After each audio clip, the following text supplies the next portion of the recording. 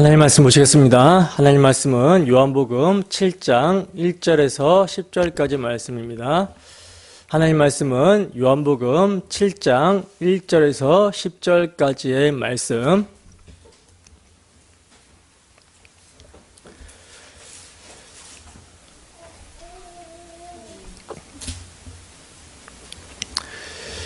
다 찾으셨으면 우리 함께 한 목소리로 합독하도록 하겠습니다. 시작. 그 후에 예수께서 갈릴리에서 다니시고 유대에서 다니려 아니하심은 유대인들이 죽이려 함이로라. 유대인의 명절인 추막절이 가까운지라. 그 형제들이 예수께 이르되 당신이 행하는 일을 제자들도 보게 여기를 떠나 유대로 가소서.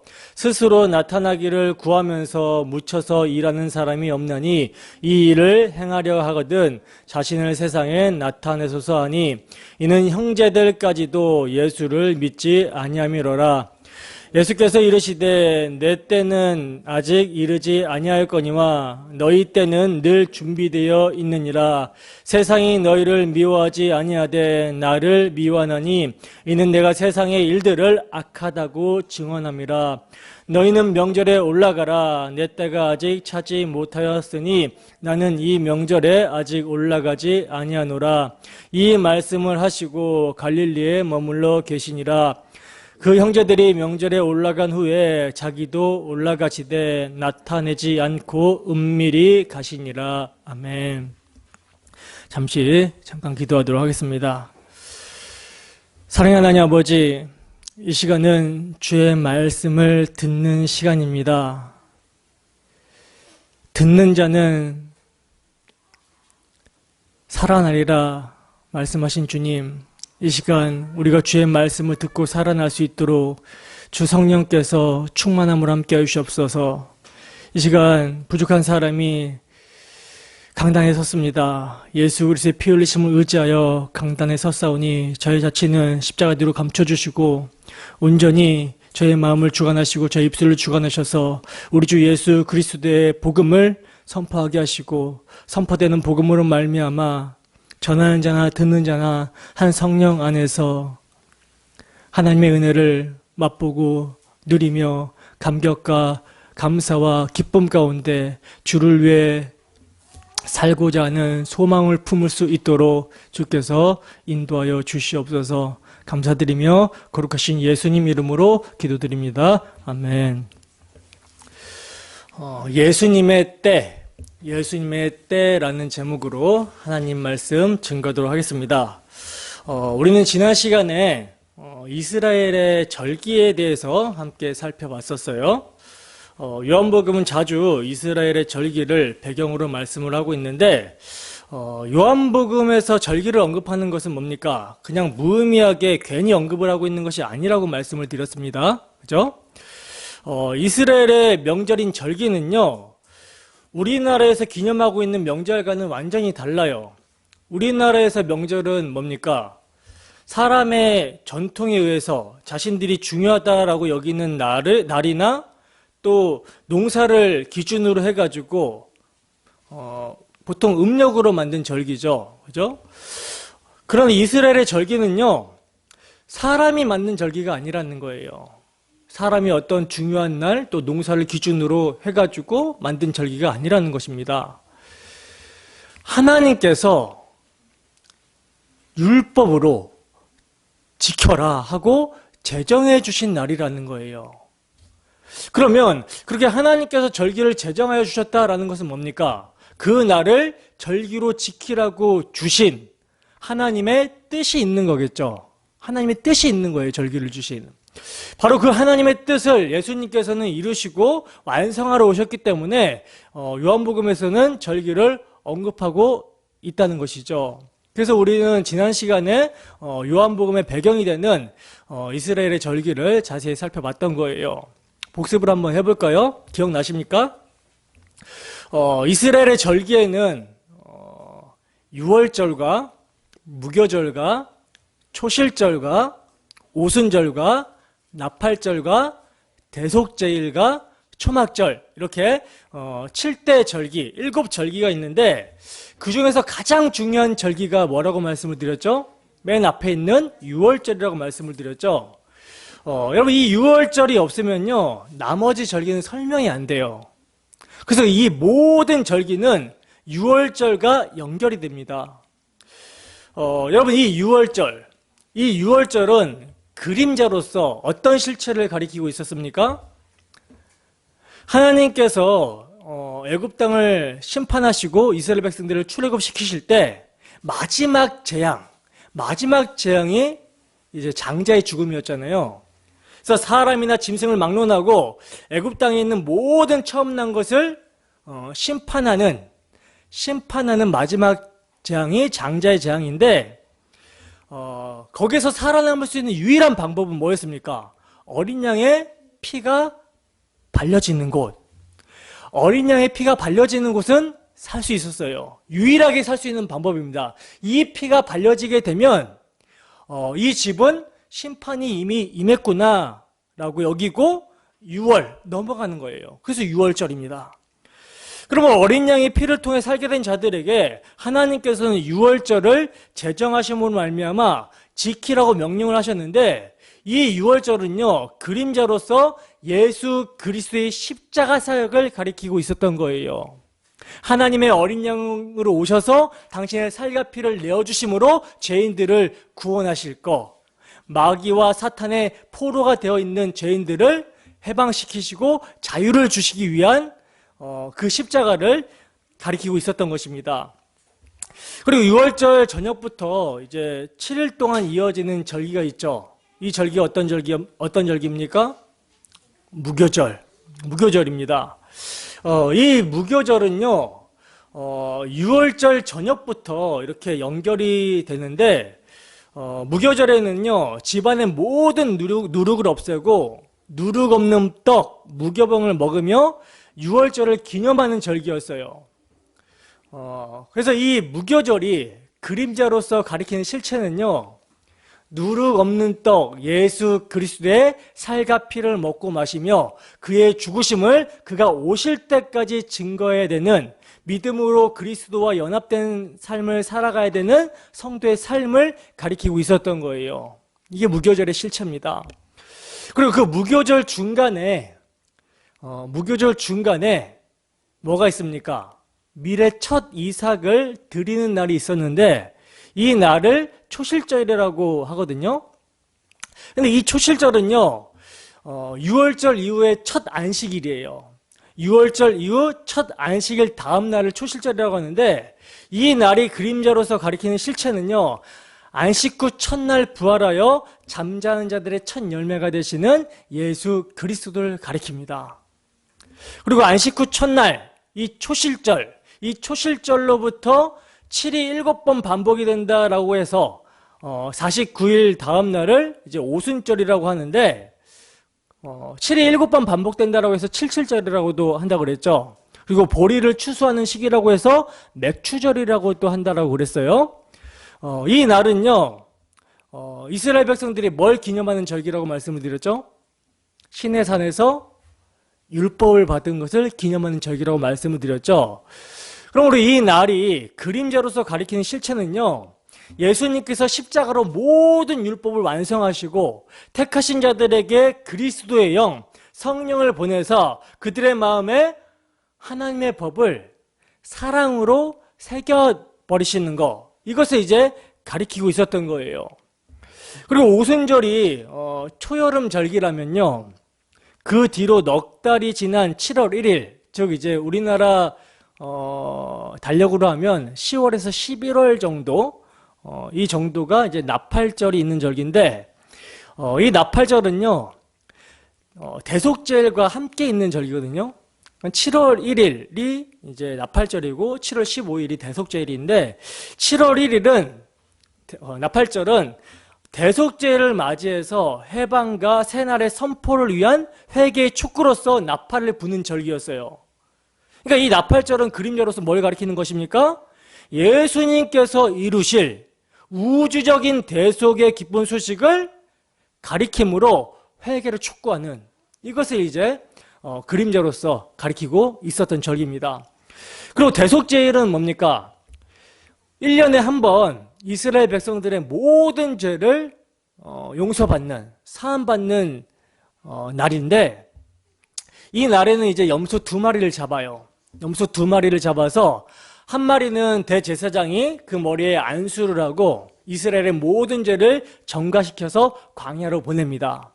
이게 아사셀의 염소죠. 그래서 동에서 서가 먼 것처럼 우리의 죄를 옮겨버리셨다라는 것을 뜻하는 거예요. 그리고 나머지 한 마리는 어떡합니까? 각을 떠서 그 피를 들고 대제사장이 지성소로 들어갑니다. 들어가서 언약궤 위와 앞에다가 뿌렸어요. 그렇게 해가지고 전체 이스라엘의 죄를 속하겠다라는 거죠.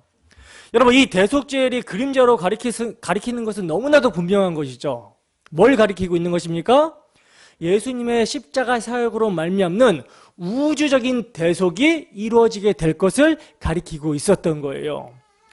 그리고 마지막 절기가 이제 초막절인데, 모든 추수가 끝나고 알곡은 모아 창고에 들이고 수확을 허락하신 하나님께 감사하는 절기가 초막절입니다.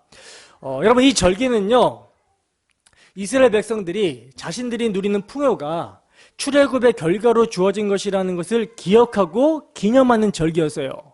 그래서 하나님이 이스라엘 백성들을 광야에서 어떻게 보호하셨고 어떻게 지키셨고 자신들이 가나안 땅에서 이렇게 추수하게 될 수 있었는지를 기념하며 광야에서 초막을 쳤던 것처럼, 장막을 쳤던 것처럼 초막을 치고 거기에 거주하면서 하나님의 은혜를 상기시키는 절기가 초막절이었습니다. 이게 초막절인데 이 초막절이 그림자로서 가리키는 실체는 뭡니까? 그리스도께서 이루실 하나님 나라의 완성이죠. 새하늘과 새 땅. 그러니까 그리스도의 십자가 사역으로 말미암아 하나님의 장막이 사람들과 함께 있게 되었다라는 거예요. 이것을 가리키는 것이 초막절입니다.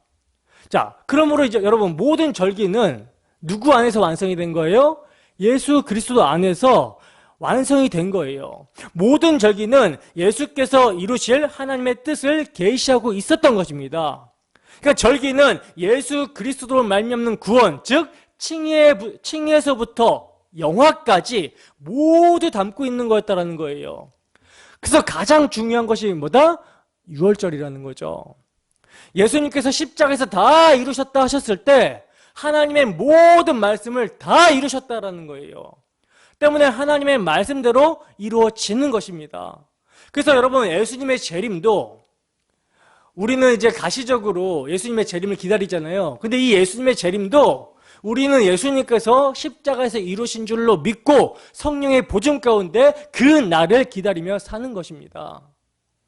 초막절을 완성하신 예수님이 그래서 오늘날도 이 마지막 때에도 당신의 영을 통해서 택하신 자들을 부르시고 추수를 하고 계신다라는 거예요. 어떻게 한 주 동안에 우리의 삶에서 그리스도께서 십자가에서 다 이루었다 하심을 믿음으로 초막절의 실체이신 그리스도의 다시 오심을 바라보며 사셨습니까? 성령의 인도하심 가운데 그리스도께서 십자가에서 이루신 구속의 은혜로 말미암는 소망, 이 소망을 바라보며 사셨나요? 여러분, 이 소망이 있는 자들은 어떻게 살아간다라고 말씀을 드렸죠? 이 소망이 있는 자들은요, 거룩한 행실과 경건함으로 하나님의 날이 임하기를 간절히 바라보고 사모하면서 살아가게 된다라고 말씀을 드렸죠. 그러므로 이 시간도 정말 주 성령께서 말씀을 사용하여 주시기를 소원합니다. 그래요, 주 예수의 영광을 오늘도 바라보며 그 영광 앞에 압도되어 주 예수의 영광을 위해 믿음으로 살아가는 우리의 모습이 되기를 주님의 이름으로 축원합니다. 본문 보겠습니다. 본문 1절에서 2절 말씀입니다. 본문 1절에서 2절 말씀 함께 했습니다. 시작. 그 후에 예수께서 갈릴리에서 다니시고 유대에서 다니려 아니하심은 유대인들이 죽이려 함이로라. 유대인의 명절인 초막절이 가까운지라. 아멘. 여러분, 우리가 지난 시간에 살펴봤다시피 그 후에란 뭘 말하는 것입니까? 그 후에란 예수님께서 당신은 이 세상에 떡을 주러 오신 분이 아니라 영생의 떡, 하늘의 떡, 당신의 살과 당신의 피를 주러 오셨다라고 말씀하시면서 그 하늘의 떡은 율법을 지키는 등의 인간측의 어떠한 근거가 아니라 오직 하나님의 선택에 의해 주어져 있는 것이라는 것을 말씀하시자 제자들 중에 많은 사람이 떠나가고 다시는 그와 함께 다니지 않았다라고 한 사건 이후를 말하는 거예요. 그러면서 주님은 갈릴리에서 다니시고 유대에서 다니려 아니하셨다라고 말씀하고 있는데 그 이유를 뭐라고 말씀합니까? 유대인들이 죽이려 하기 때문이라고 이렇게 말씀을 하고 있습니다. 여러분, 유대인들이 주님을 미워하고 죽이려고 한 이유가 무엇이었죠? 유대인들이 예수님을 미워하고 죽이려고 한 이유가 무엇이었습니까? 예수님께서 38년 된 병자를 고치실 때 안식일을 범했다고 하여서 또 자기를 하나님을 친아버지라고 해서 하나님과 자신을 동등되게 이렇게 말을 하는 것으로 인해서 신성 모독을 했다고 해서 죽이려고 했죠. 그리고 또 뭐 때문에 죽이려고 합니까? 그들이 요구하는 세상의 떡을 예수님께서 주시지 않았기 때문에 죽이려고 했어요. 다른 말로 정치적, 군사적, 정치적 메시아에 대한 기대가 예수님에 의해서 무너지게 되고 율법을 지키고 있는 자신들의 선한 행위가 예수님에 의해서 묵살이 되자 예수님을 죽이고자 했던 것입니다. 여기서 여러분 우리가 뭘 알 수 있었습니까? 뭘 알 수 있었죠? 하나님의 선택에서 제외된 세상에 속한 자들은 자신들의 배와 자신들의 유익에만 관심이 있지 하나님과 화목하게 되는 영원한 생명에는 전혀 관심이 없다라는 사실을 우리는 알 수가 있었죠. 여러분, 예수님을 죽이고자 한 자들이요, 예수님의 표적을 보고 예수님을 왕으로 삼고자 예수님을 쫓아왔던 자들이었어요. 그러니까 이들은요, 자기에게 유익이 되는 기적 자체에 관심이 있었던 것이지 그 기적을 통하여 자신의 죄를 깨닫고 회개하고 예수를 믿지 않더라는 것입니다. 오히려 그 기적이 자기 인생에 유익이 되지 않을 때 그 기적을 행하는 자를 죽이고 싶어 하는 것이 인간이더라는 거예요. 내게 유익이 되지 않는 기적은 필요 없다라는 것입니다. 여러분, 우리가 6장을 통해서 살펴봤지만 주님을 따르던 자들이 얼마나 기적에 광분했습니까? 예수님을 가리켜서 이분이 바로 모세가 말한 그 선지자다 라고 하면서 따랐다는 거예요. 그래서 그들은 그 기적을 이용하여 자신들의 만족과 이익, 세상의 떡을 얻어내려고 했습니다. 이게 뭐죠? 신비주의와 기복주의의 만남이죠. 근데 여러분, 그 기복주의와 신비주의의 만남이 결국 무엇으로 결론이 났어요? 예수님을 살해하려고 하는 모의로 결론이 나더라는 거예요. 오늘날도 여러분 마찬가지입니다. 제가 신비주의와 기복주의를 막 혼합하여 가르침으로 십자가의 원수를 행하는 곳에서 설교를 한다고 생각해 보세요. 예수님은 세상에 떡을 주러 오신 분이 아니라 당신의 살과 당신의 피를 주러 오신 분이니 지금까지 여러분들이 혈과 육으로 체험하고 추구했던 모든 것들을 다 배설물로 여기시고 회개하고 예수 믿으십시오. 그분의 능력을 짊어지고 영문 밖으로 나아가는 십자가의 삶을 사는 것이 영생입니다 라고 설교를 하면 어떤 반응을 보이겠습니까?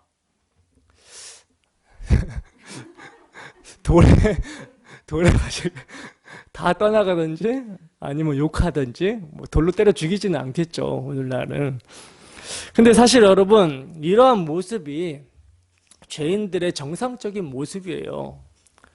영생의 말씀이 주께 있사오니 우리가 주를 떠나 어디로 가겠사옵나이까 라고 한 예수님의 12 제자들도요 똑같았다니까요. 똑같았어요. 그들이 예수님 곁에 남을 수 있었던 것은요, 제가 누누이 말씀드리지만 하나님의 강력한 이끄심으로 말미암아 남을 수 있었던 것입니다. 마찬가지로 우리도요 다 이런 모습이었어요. 다 이런 모습이었는데 하나님의 강력한 이끄심이 우리에게 주어지게 되니까 자기를 부인하더라는 것이죠. 하나님의 강력한 이끄심이 우리로 하여금 예수님과 함께 묶어버렸기 때문에 자기를 부인하고 기쁘게 십자가를 지고 가게 된 것입니다. 험한 십자가의 마음이 끌리는 거예요. 그러니까 여러분, 하나님의 강력한 이끄심으로 말미암는 은혜가 아니면 죄인들에게는 소망이 없어요. 요한 사도는요, 하나님의 은혜가 아니면 소망이 없는 죄인들의 죄성을, 그 사고를 반복해서 드러내면서 하나님의 은혜의 필연성을 설명하고 있는 것입니다.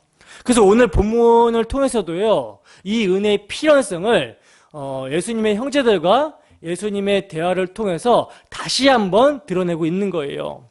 그래서 보시면 이제 유대인의 명절인 초막절이 가까워지자 예수님의 형제들이 예수님에게 당신이 행하는 일을 제자들도 보게 여기를 떠나 유대로 가소서라고 권유를 하는 모습을 보게 됩니다. 본문 3절에서 5절 말씀입니다. 본문 3절에서 5절 말씀 함께 읽습니다. 시작. 그 형제들이 예수께 이르되 당신이 행하는 일을 제자들도 보게 여기를 떠나 유대로 가소서. 스스로 나타나기를 구하면서 묻혀서 일하는 사람이 없나니 이 일을 행하려 하거든 자신을 세상에 나타내소서 하니 이는 그 형제들까지도 예수를 믿지 아니함이로라. 아멘. 보시면 여러분, 여기서의 형제들은요, 예수님의 육정을 따르는 동생들, 다시 말해서 예수님의 어머니 마리아의 아들들을 말하는 거예요. 그렇다면 지금 예수님의 형제들은 왜 예수님에게 갈릴리를 떠나서 유대로 갈 것을 권유하고 있는 걸까요? 지금 예수님의 형제들은 예수님에게 당신이 행하는 일을 제자들도 보게 여기를 떠나서 유대로 가라고 이렇게 권유를 하고 있는 거거든요. 여러분, 예수님의 형제들은요, 예수님이 갈릴리에서 행하신 일, 즉 많은 병자들을 고치시고 오병이의 표적을 행하셨음에도 불구하고 예수님께서 당신이 하늘에서 내려온 산떡이며 인자의 살과 인자의 피를 먹지 않으면 너희 속에 생명이 없다라고 하신 영의 말씀을 하셨을 때 그때부터 제자 중에 많은 사람이 떠나가고 다시는 그와 함께 다니지 않았다라는 사실을 알고 봤어요. 그래서 형제들은요, 예수님께서 갈릴리에서 받은 대우에 대해서 못마땅하게 여겼음이 분명합니다. 때문에 형제들은 예수님에게 더 이상 여기서 노력과 시간을 허비하지 말고 이제 유대인들의 절기인 초막절이 다가오고 있으니 유대의 예루살렘으로 올라가시면 거기에는 사람이 가득 차 있을 것입니다. 그러니 거기서 당신이 행하신 일을 행하여 제자들로 보게 하고 이제 당신의 일을 나타내라고, 스스로 나타내기를 구하면서 묻혀서 일하는 사람이 없으니까 이 일을 행하려거든 자신을 세상에 나타내라고 이렇게 권고하고 있는 거예요.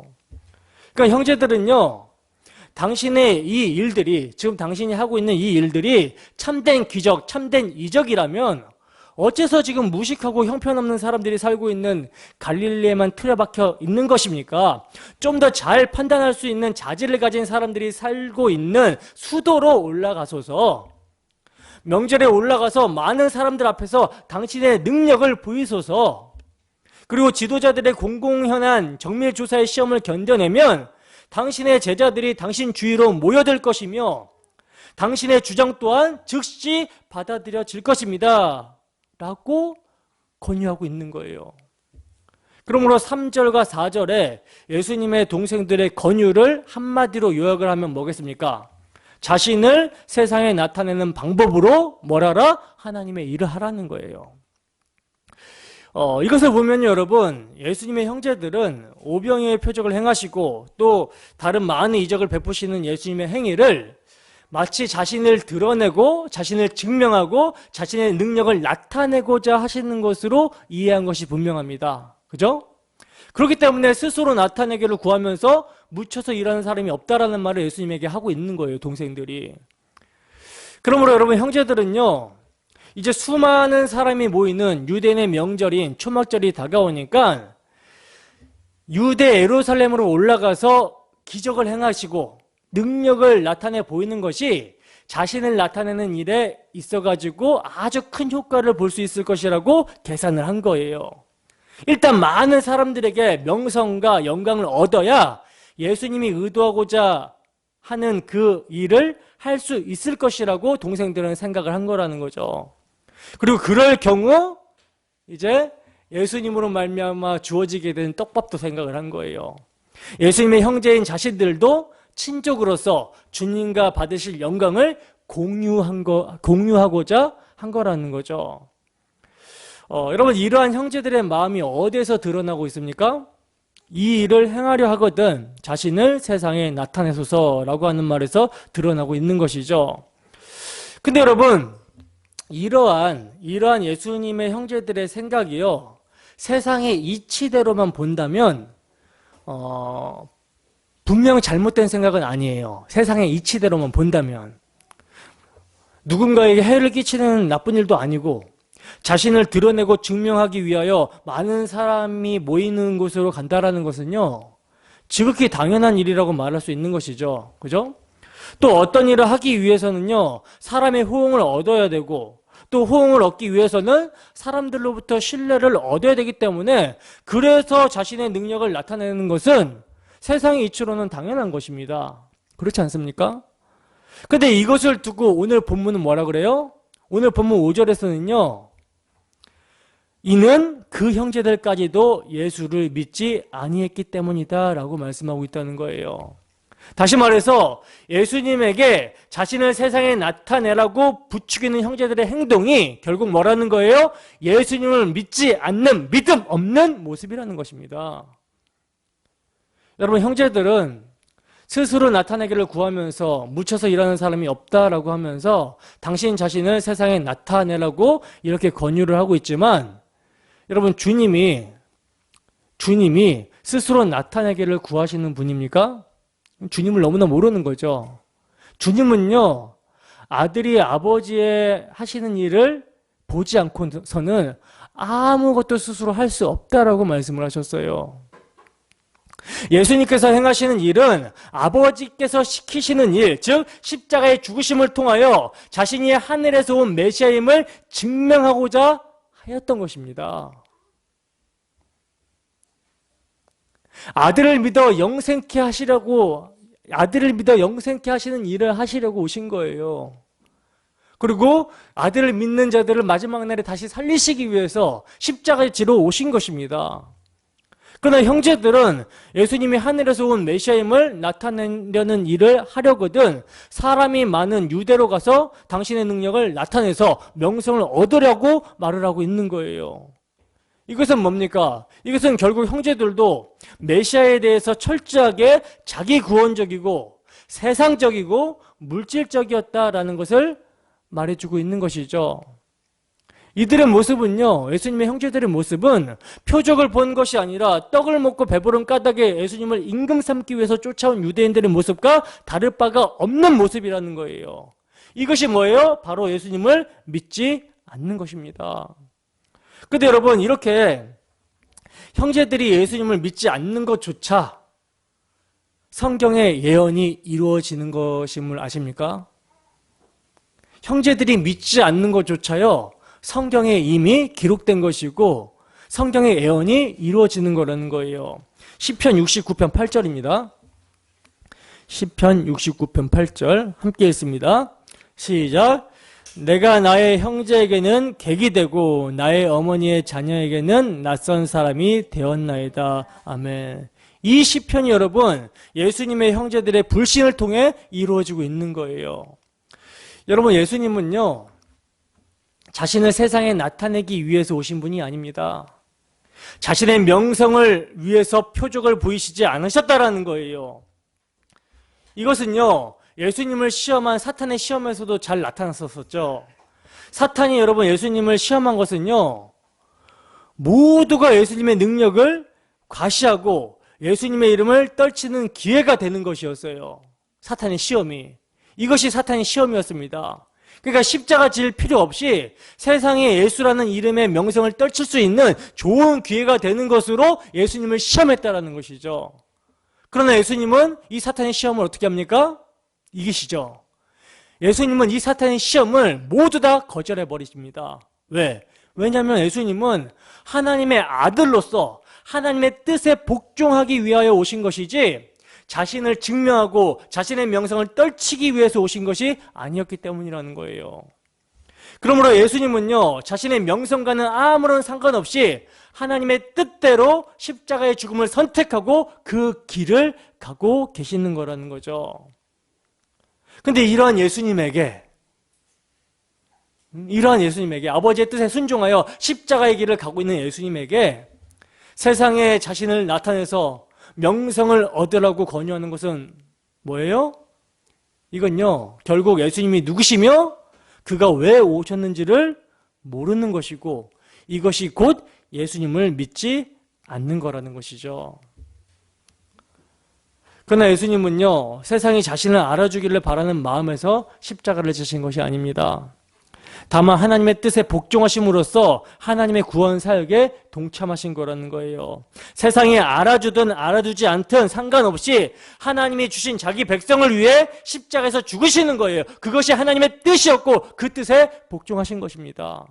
그러면 여러분, 그렇게 우리의 연대적인 머리시며 대표이신 예수 그리스도가 오직 아버지의 뜻에 순종하여 이 세상에서의 명성과 체면과 인기와 자존심과 아무런 상관없는 삶을 사셨다면 그의 몸인 우리 성도들은 어떻게 살아야 되겠습니까?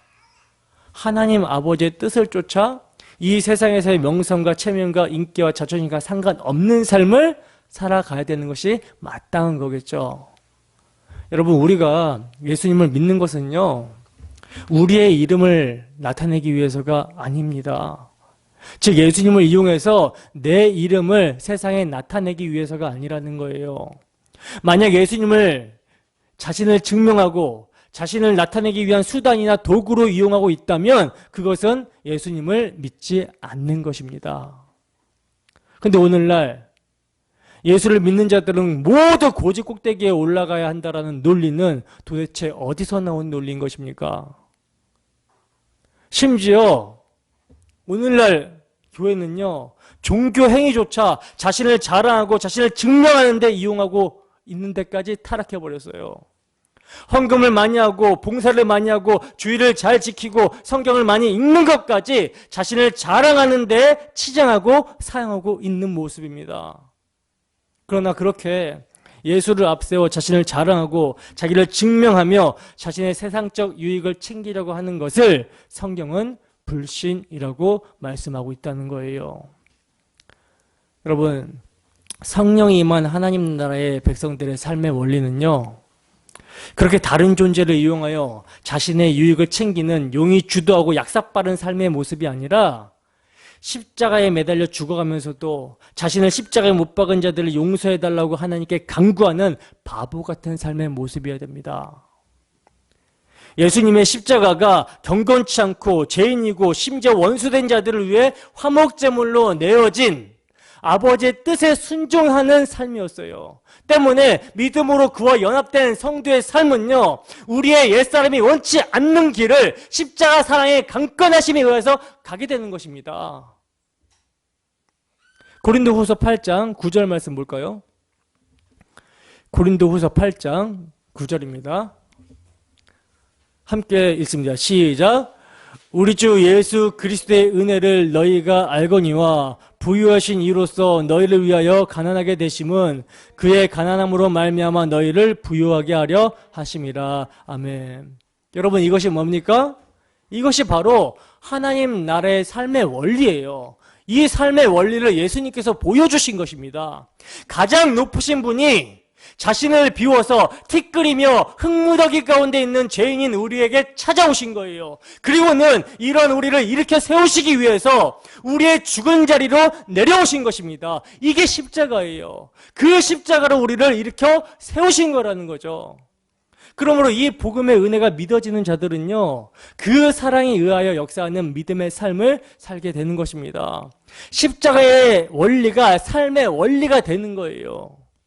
그러므로 여러분, 믿는 성도는요, 교회로 모여서 무슨 일을 하든지 그것은 자신을 나타내는 것이 되어서는 안 되며 다만 하나님의 뜻을 알고 그리스도의 마음을 가진 자로서 그 뜻에 복종하는 것이 되어야 되는 것입니다. 자신을 위해서 하는 것이 되어서는 안 된다라는 거예요. 여러분, 이렇게 보면요, 예수를 말하기는 하는데 예수님을 믿는 것이 아니라 교인들이 얼마나 많은지를 능히 짐작해 볼 수 있는 것이죠. 그러나 이 시간 무엇보다도 중요한 것은요, 누가 믿는 자인지 누가 교인인지 판단하는 것이 아니라, 그 판단을 하라고 하는 것이 아니라 우리 역시 예수님을 말하는 사람으로서 내 자신이 바로 믿음이 아닌 믿음의 자리에서 스스로 믿는다고 착각하고 있는 것은 아닌지 돌아보라는 것입니다. 혹시 내가 내 이름과 명성과 체면과 자존심을 포기하지 못하고 그러한 것들을 지키기 위해서 예수님을 이용하지는 않았는가 생각해 보라는 거예요. 그러므로 여러분, 오늘 본문에서 우리는요, 판이하게 다른 두 가지 사고방식을 볼 수가 있는데, 하나는 예수님의 형제들의 사고방식으로서 자신을 나타내기 위해서 하는 방식, 즉 자기 이름과 명성을 위해 사는 방식과, 또 다른 하나는 철저하게 자신의 명성을 버린 채 오직 하나님의 뜻에 복종하기 위해 사시는 예수님의 사고방식, 이렇게 두 가지 사고방식을 볼 수 있다는 거예요. 본문 6절에서 9절입니다. 함께 읽습니다. 시작. 예수께서 이르시되 내 때는 아직 이르지 아니하였거니와 너희 때는 늘 준비되어 있느니라. 세상이 너희를 미워하지 아니하되 나를 미워하나니 이는 내가 세상의 일들을 악하다고 증언함이라. 너희는 명절에 올라가라. 내 때가 아직 차지 못하였으니 나는 이 명절에 아직 올라가지 아니하노라. 이 말씀을 하시고 갈릴리에 머물러 계시니라. 아멘. 자, 보시면요, 주님께서는 유대로 가서 자기를 증명하고 자기를 세상에 나타내라고 권유하는 동생들의 요구에 내 때는 아직 이르지 아니하였거니와 너희 때는 늘 준비되어 있느니라. 세상이 너희를 미워하지 아니하되 나를 미워하나니 이는 내가 세상의 일들을 악하다고 증언함이라. 너희는 명절에 올라가라. 내 때가 아직 차지 못하였으니 나는 이 명절에 아직 올라가지 아니하노라 라는 말씀을 하시면서 갈릴리에 머물러 계셨다라고 그래요. 그죠? 근데 예수님은요, 형제들에게는 이렇게 말씀하시고 나서 어떻게 합니까? 갈릴리에 머물러 계셨다가 며칠 후에 비밀리에 예루살렘으로 향해 가십니다. 본문 10절 볼까요? 함께 했습니다. 시작. 그 형제들이 명절에 올라간 후에 자기도 올라가시되 나타내지 않고 은밀히 가시니라. 아멘. 여러분, 주님께서는 왜 형제들에게는 나는 올라가지 않겠다 라고 말씀하시고 나서 비밀리에 혼자 올라가셨을까요? 이 말씀이 여러분 이해가 되십니까? 여러분, 주님께서 이렇게 하신 것은요, 갈릴리 가나의 혼인잔치에서 물을 포도주로 만드신 표적을 행하신 이유와 같은 이유예요. 갈릴리 가나의 혼인잔치 때 포도주가 떨어졌을 때 예수님의 어머니 마리아가 뭐라고 합니까? 예수님에게 뭐라고 요구합니까? 포도주가 떨어졌다, 네 능력을 보여봐라, 이런 식으로 요구를 했잖아요, 아들에게. 그때 예수님께서는요, 여자여 내 때가 아직 이르지 아니하였습니다 라고 말씀하시고서는 나중에 물을 포도주로 만드시는 첫 표적을 베푸셨어요. 이것은요, 뭘 말을 해주고 있는 거냐면, 주님은 자신을 증명하고 자신을 자랑하여 자신의 값을 높이 매기는 것을 목적으로 움직이지 않으셨다라는 것을 말하는 것입니다. 주님은 오직 하나님 아버지의 뜻을 따라서만, 하나님 아버지의 때를 따라서만 움직였다라는 뜻이에요. 그래서 자신을 증명하고 자신을 자랑하기 위해서 혼인잔치집에 포도주 항아리를 채우라는 어머니의 요구는 거절하셨지만, 그것으로 말미암아 구원의 의미를 설명해 주라는 하나님 아버지의 뜻에는 순종해서 물로 포도주를 만드신 사건을 보이셨던 것이 가나의 혼인잔치에서 베푸신 첫 표적이었던 것이죠. 마찬가지로 주님은 자신을 자랑하고 증명하여 더 유명하고 가치 있는 자로 서라는 동생들의 요구는 거부하셨지만, 유대인의 3대 절기에는 성전에 올라가야 된다라는 신명기 16장 16절에 율법에 담긴 하나님 아버지의 뜻을 성취하기 위해서는 예루살렘에 올라가신 것입니다. 초막절의 실체이신 당신 자신을 계시하기 위해서 올라가시는 거예요. 이렇게 여러분, 주님의 삶은요, 나는 내 뜻을 행하러 온 것이 아니라 내 아버지의 뜻을 행하러 왔다라는 당신의 말씀처럼 철저하게 하나님 아버지의 뜻에 순종하는 삶을 사셨다라는 거예요. 그러므로 요한 사도는요, 오늘 본문을 통해 이렇게 판이하게 다른 두 부류의 사고방식을 극명하게 대조시키며 하나님 나라 백성인 성도가 추구해야 되는 삶에 대해서 교훈하고 있는 것입니다. 예수를 믿는 자, 예수와 연합한 자들의 사고방식이 어떠해야 되는지를 교훈하고 있는 거라는 거예요. 그래서 본문 6절을 보시면 그 두 부류의 사람들이 어떻게 갈라지는지가 더욱 명확하게 나타나고 있는데, 여기서 예수님께서는 형제들에게 뭘 말씀하시죠? 때에 대해서 말씀하고 계시죠. 때. 오늘 설교 제목이 예수님의 때라는 제목인데 때에 대해서 말씀하고 계시죠. 그렇다면 여기서 예수님께서 말씀하신 당신의 때는 무엇을 말씀하고 있는 걸까요? 어떤 때를 말씀하고 있는 걸까요?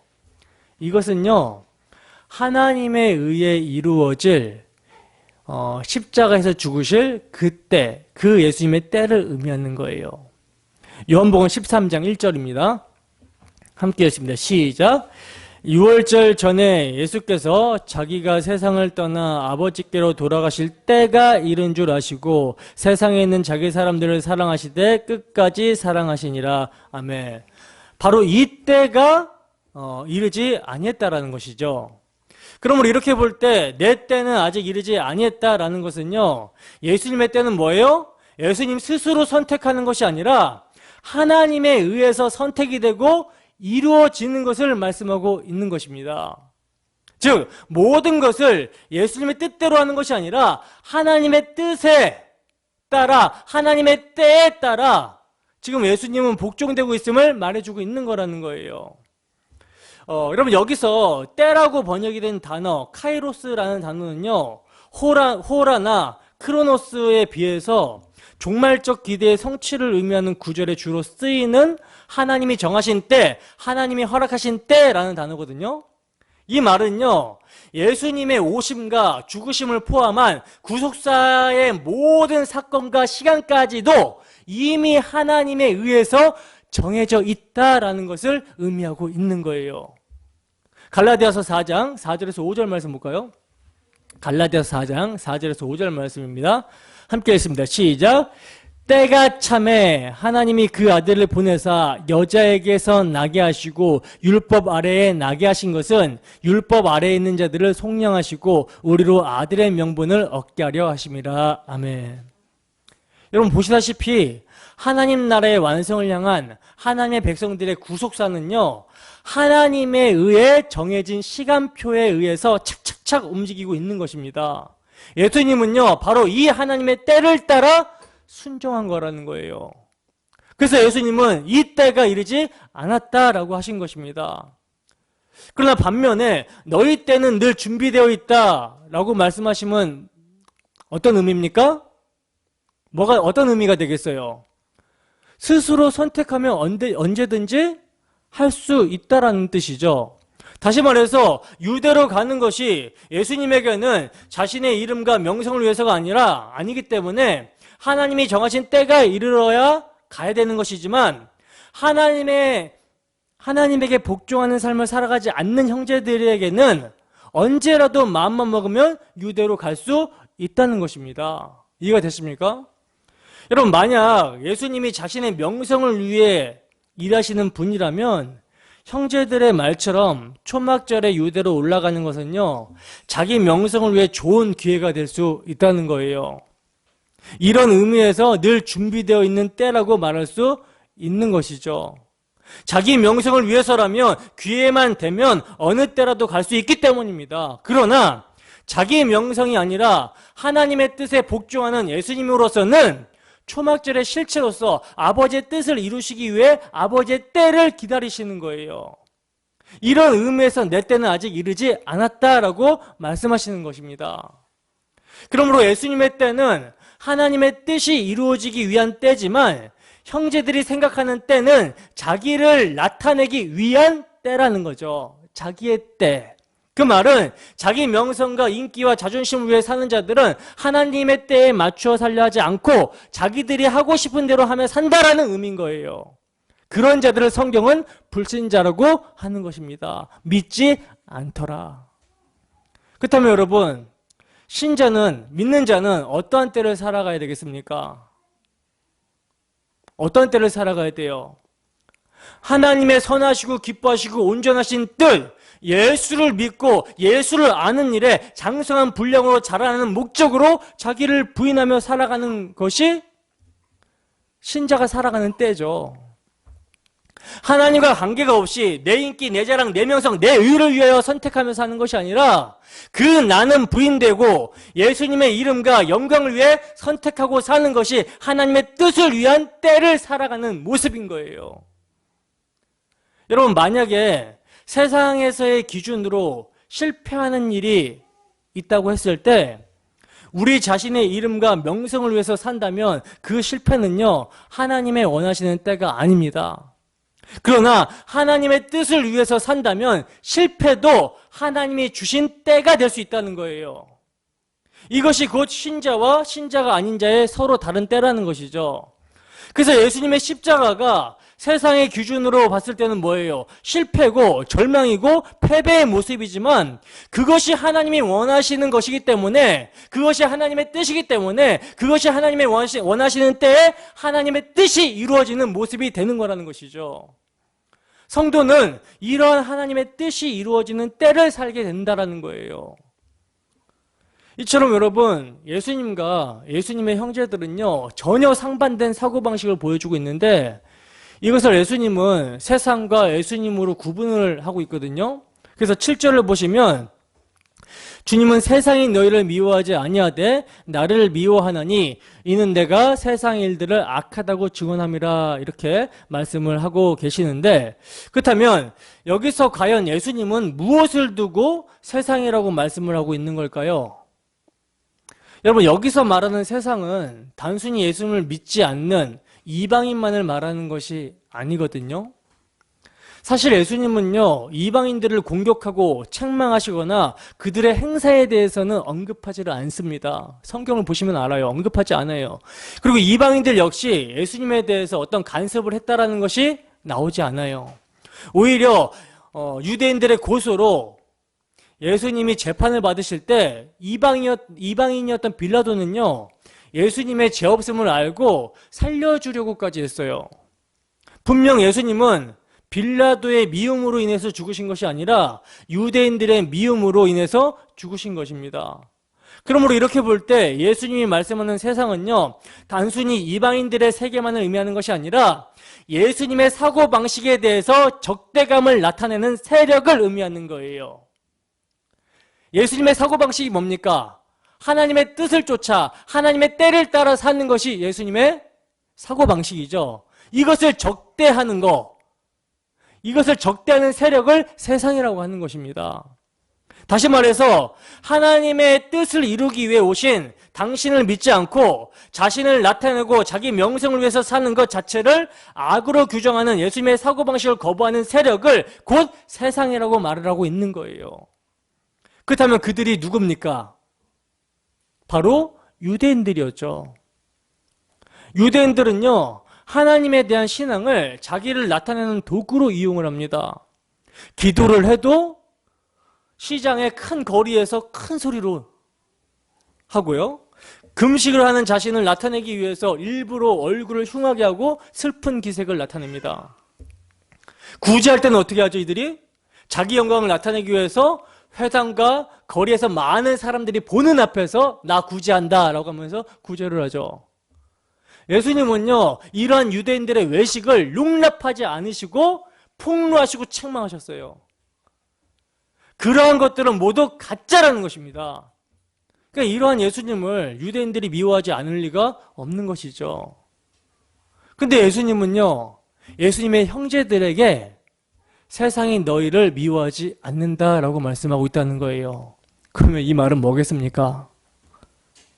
세상이 볼 때 예수님의 형제들이 착한 일을 많이 해서 미워하지 않는다라는 말이 아니라 세상과 똑같은 사고방식을 너희가 가지고 있기 때문에 서로의 행동에 대해서 같은 일치감을 나타내고 있기 때문에 너희를 미워하지 않는다라는 뜻이에요.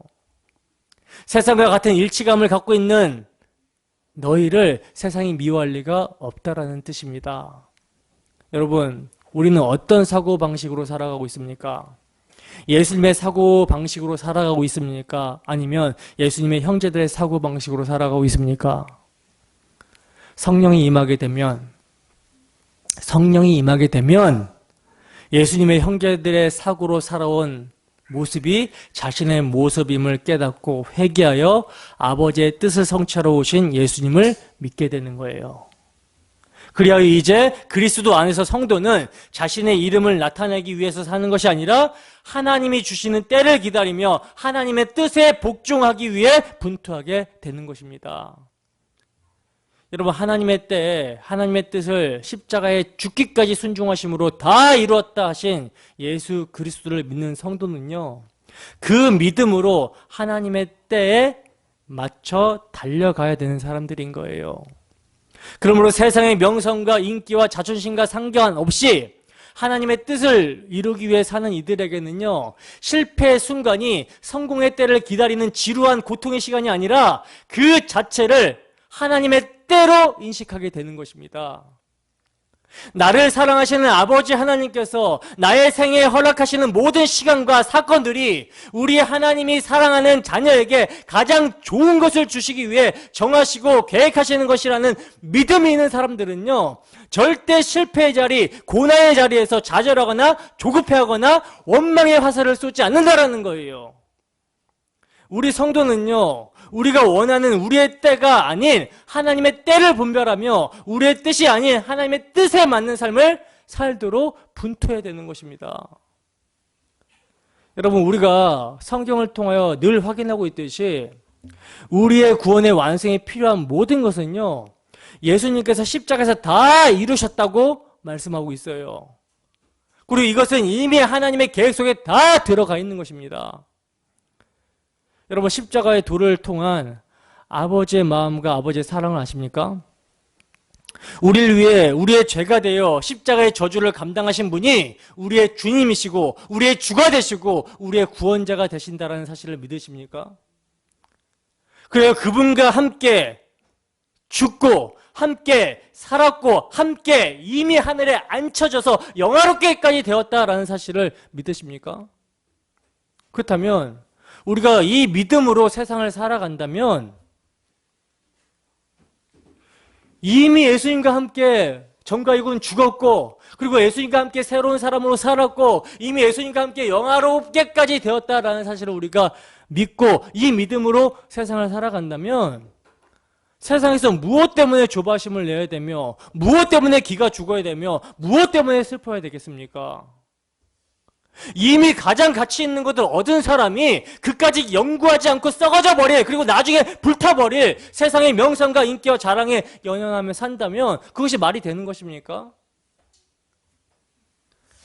여러분, 우리가 우리 인생에서 가장 중요한 구원이 하나님의 은혜로 엄청난 대가를 그리스도께서 치르시고 우리에게 선물로 주어졌다라는 것이 믿어지고 확신하게 되었다면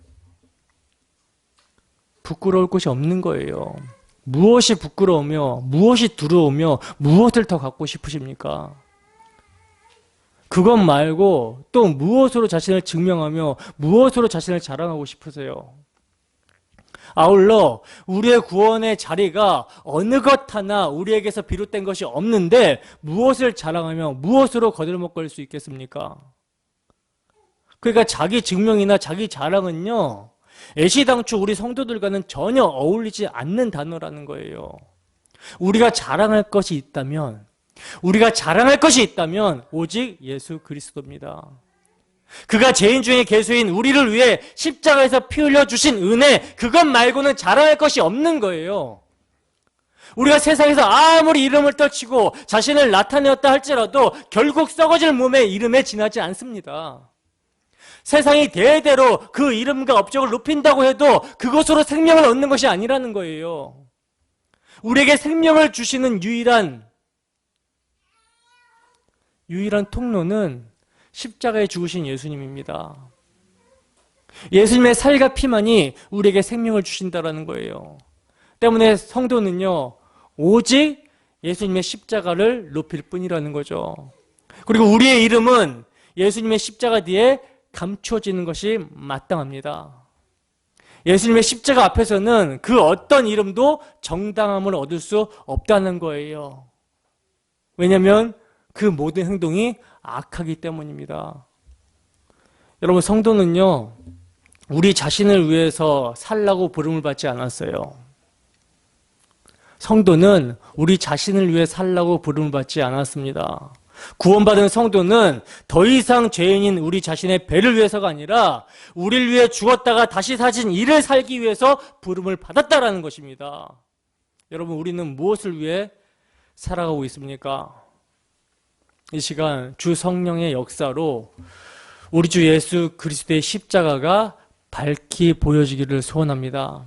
그리하여 아버지의 뜻에 순종하여 아버지의 때에 나를 사랑하사 나를 위하여 저주의 십자가를 지신 예수 그리스도로 말미암아 나 같은 죄인 중에 대장이 구원을 받았다라는 사실을 상기시키시고 그 험한 십자가를 마음을 다해 사랑하시며 때를 따라 돕는 은혜 가운데 그리스도 예수 안에서 순종의 삶을 기꺼이 살아가는 우리 모두가 되기를 주님의 이름으로 축원합니다.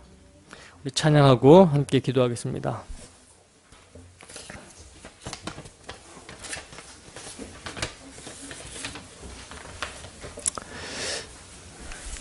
내 마음에 주를 향한 사랑이